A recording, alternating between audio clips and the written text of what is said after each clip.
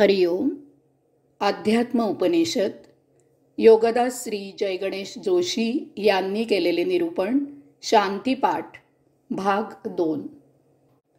अंतः शरीरे निहितो गुहायामज एको नित्यमस्य पृथिवी शरीरम या पृथिवी मंतरे संचरण्यम पृथिवी नवेद यस्यापः शरीरम योपोन्तरे संचरणयं मापो न विदुः यस्य तेजः शरीरं यस्तेजोन्तरे संचरणयं तेजो न वेद यस्य वायुः शरीरं यो वायुमन्तरे संचरणयं वायुर्न वेद यस्याकाश शरीरं य आकाशमन्तरे संचरणय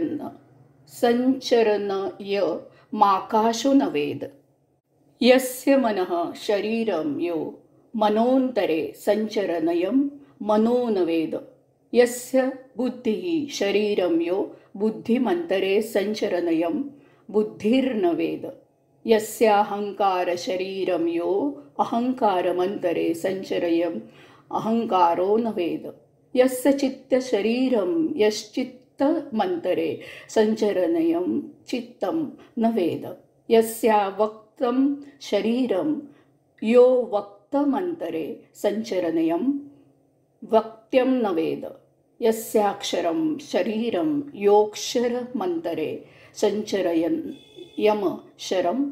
यमक्षरं न वेद यस्य मृत्युः शरीरं यो मृत्युमन्तरे संचरणयं मृत्युर्न वेद सा एष सर्वभूतान्तरात्मा पहत पाप्मा दिव्यो देव एको नारायणः अहं ममेति यो भावो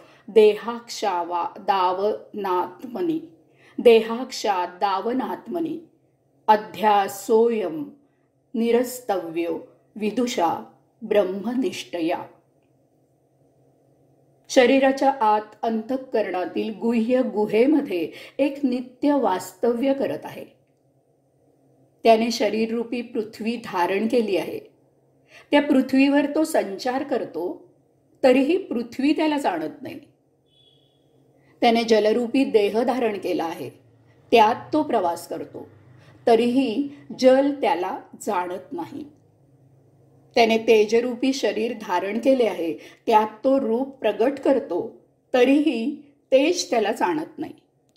त्याने वायुरूपी देह धारण केला आहे. त्यात तो विहार करतो, तरीही वायू त्याला जाणत नाही. त्याने आकाशरूपी देह धारण केला आहे.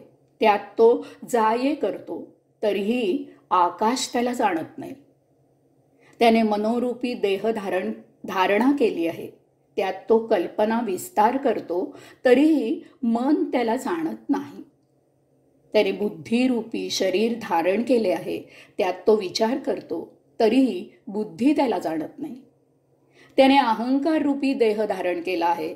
त्याला तो धारण करतो, तरीही अहंकार त्याला जाणत नाही. त्याने चित्तरूपी देह धारण केला आहे. त्यात तो रत असतो, तरीही चित्त त्याला जाणत नाही. त्याने अव्यक्त जीवरूपी शरीर धारण केले आहे. त्यात तो जगतो, तरीही अव्यक्त जीव त्याला जाणत नाही. त्याने अक्षररूपी देह धारण केला आहे. त्यात तो व्यक्त होतो, तरीही अक्षर त्याला जाणत नाही. त्याने मृत्यूरूपी शरीर धारण केले आहे.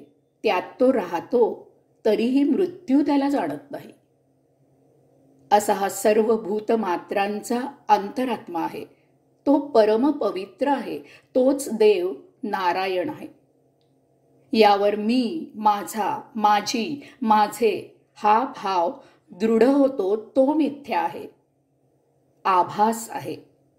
साधकांनी आत्मब्रह्माचा अभ्यास करून हा आभास नष्ट करावा. हरिओम.